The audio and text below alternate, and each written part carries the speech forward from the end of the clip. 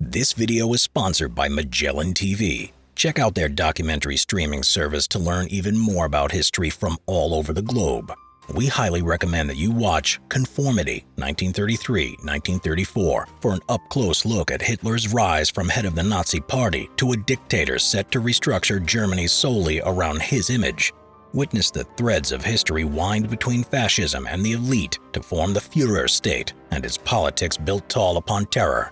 Magellan TV has the most varied content on history available, from ancient civilizations to modern times, and from in-depth biographies to sweeping war stories. You can also dive into their other extensive genres such as science, true crime, travel, and more. With over 3,000 documentaries, movies, and series, with some available at 4K high def, they have the largest collection out there, and their weekly content drops ensure you'll never run out of things to watch. Simple History viewers can get 30% off an annual membership and a 2-week free trial to be sure you love it first. This is also available to returning members, so if you've let your membership lapse, you can still claim this offer. Click on the link in the description to try Magellan TV now. You'll be glad you did. Rudolf Hess's Mad Mission for Peace. May 10, 1941. Strange Stories of World War II. It was just before midnight on the evening of May 10, 1941, and Britain had been at war with Nazi Germany for the last 18 months, when 2 volunteer members of the Royal Observer Corps were startled to see a lone Luftwaffe twin-engine Messerschmitt Bf 110 fly overhead at very low altitude.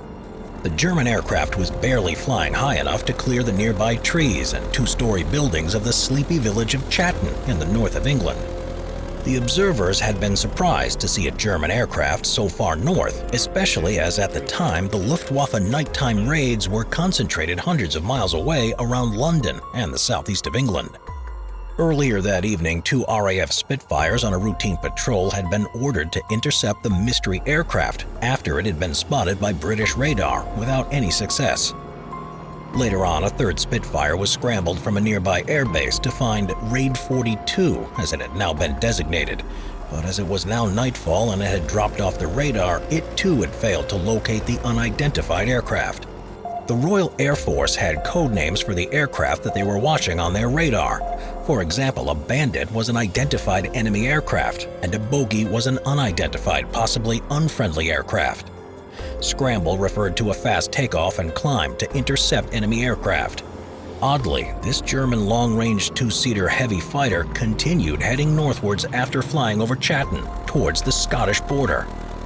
The aircraft had just one person on board, 47-year-old Reichsminister and Deputy Führer Rudolf Hess, who was one of the most powerful and influential figures in Adolf Hitler's government.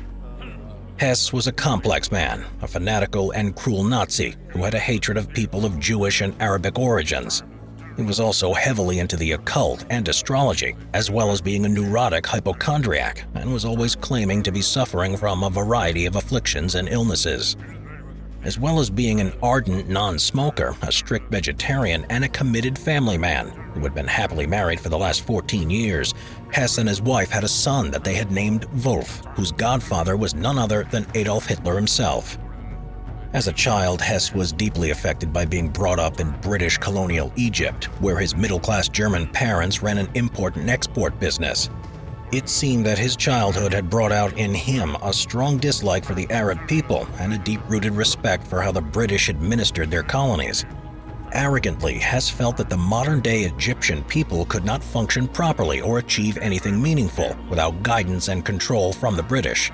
Therefore, he felt that Britain could have been a potential ally with Germany, and that going to war with them in 1939 had been a huge mistake. But his views had been ignored, and he had been increasingly sidelined by Adolf Hitler in favor of other political figures like Reich Marshal Hermann Göring and the head of the Nazi Party Chancellery, Martin Bormann. So out of frustration, Hess, acting completely alone, decided to go to Britain on an unannounced secret peace mission.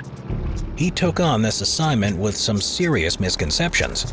He thought that the British Prime Minister, Winston Churchill, who would not contemplate any kind of peace treaty with Nazi Germany, was highly unpopular with the British public and the current monarch, King George VI, and that he could quite easily be removed from office. Hess had also been wrongly informed that the Scottish nobleman, the Duke of Hamilton, could help him remove Winston Churchill from power and then help negotiate a peace treaty between Germany and Great Britain. So, on that fateful afternoon of May 10, 1941, Hess had flown out alone from the airfield at the Messerschmitt factory in Augsburg in the state of Bavaria, which was situated deep within Germany. This was not in itself unusual, as Hess was a keen and experienced aviator who regularly went on training flights in his own personal Bf-110. But this aircraft had been specially modified. On Hess's explicit instruction, it had some long-range fuel drop tanks added to it. Just before he departed, Hess left behind a letter addressed to the Führer. It explained his intentions to go to Britain and arrange for the removal of Winston Churchill from office, and to then negotiate a peace treaty with Great Britain. The aircraft took off at 5:45 p.m. and started its 900-mile journey to the Duke of Hamilton's estate at Dungavel Castle in South Lanarkshire. It immediately climbed to an altitude of 5,000 feet, or about 1,500 meters, in order to conserve as much fuel as possible. For most of the flight, Hess flew over the North Sea in order to stay out of range of the British radar. Then, as the sun was starting to set, he turned his aircraft towards England, ditching his auxiliary fuel tanks into the sea as he did so. Shortly afterwards, he crossed over the northeast of England's coastline, somewhere near the ancient village of Bamborough. A short time later, at around 10 p.m., he descended to a dangerously low altitude in order to avoid being detected by radar. But unbeknownst to him, he had been picked up by radar and given the reference codename Raid 42. A pair of Spitfires that were on routine patrol nearby were ordered to intercept this unknown bogey aircraft. When they failed to locate him, RAF Fighter Command scrambled another Spitfire, but due to it being dark and Raid 42 having disappeared off the radar screens, they too could not find this elusive aircraft. It was only when Raid 42 was spotted at Chatton about 30 minutes later at 10:30 p.m. did they realize there was only one aircraft. And bizarrely, they reported it was heading in the wrong direction for a raid, and instead was on a bearing heading away from London and traveling north towards Scotland. Less than 5 minutes later, a Bolt and Paul Defiant interceptor aircraft of number 141 Squadron, based at Arieh Airfield, was dispatched by Fighter Command to shoot down this unidentified mystery plane. The Defiant had been unsuccessful as a day fighter during the Battle of France, but was now proving to be a highly effective and deadly night interceptor fighter. For the next 30 minutes, the Defiant relentlessly pursued the Messerschmitt, which then suddenly pulled up and climbed rapidly to an altitude of 6,000 feet, or about 1,800 meters. Then, just after 11 p.m., Hess abandoned his aircraft and parachuted to the ground.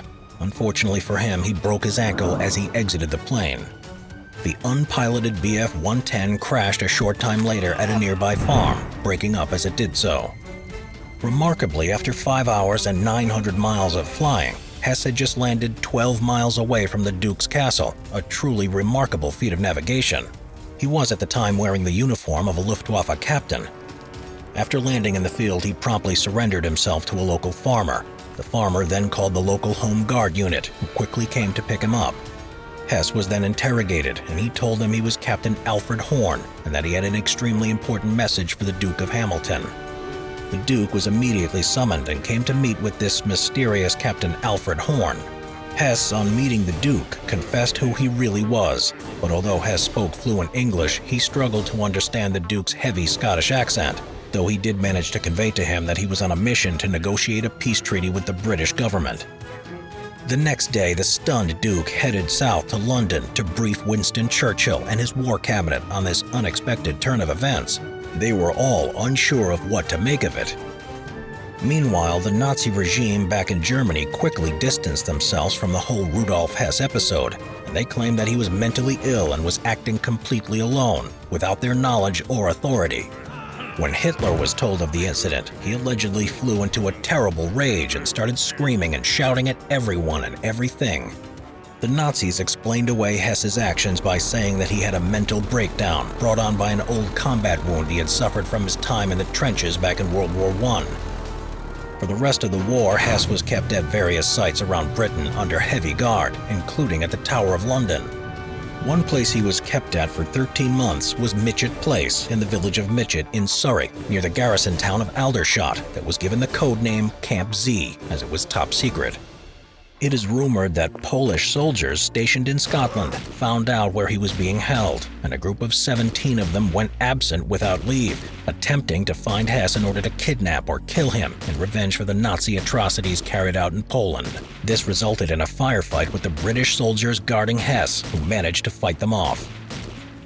He was never to meet the Duke of Hamilton again, and was never really taken seriously by the British authorities, as soon as it became obvious that the Nazi regime back in Berlin had completely disowned him and his secret peace mission to Britain. And it was not also helped by Hess's increasingly odd and erratic behavior. After the war, he was charged with war crimes and stood trial at the now famous Nuremberg trials that ran from 1946 to 1947. There, he claimed he was suffering from amnesia. When he was examined by an American court psychiatrist, they concluded that though Hess might be exaggerating his condition, he indeed was seriously mentally ill. They said that Hess was prone to unreasonable, hysterical behavior due to being extremely paranoid, as well as having a schizophrenic personality. After a long trial, Hess was cleared of war crimes and crimes against humanity, but was convicted of crimes against peace and of conspiracy. He was sentenced to life imprisonment. He was sent to Spandau prison in West Berlin, and though this 19th century prison had 600 cells, after the war it housed just a handful of Nazi high-ranking prisoners, including Hess. After the last of the other prisoners were released in 1966, Hess became the only prisoner there until his death in 1987 at the age of 93. Some say he died in suspicious circumstances, where he was said to have hanged himself, so it was deemed to be a suicide. But his son and lawyer maintained Hess was murdered by the British Secret Service, but there is no evidence to support this theory. In the same year, the now empty prison at Spandau was hurriedly demolished. A supermarket was quickly built on the site to cater for the large number of British soldiers and their families stationed in Berlin at the time.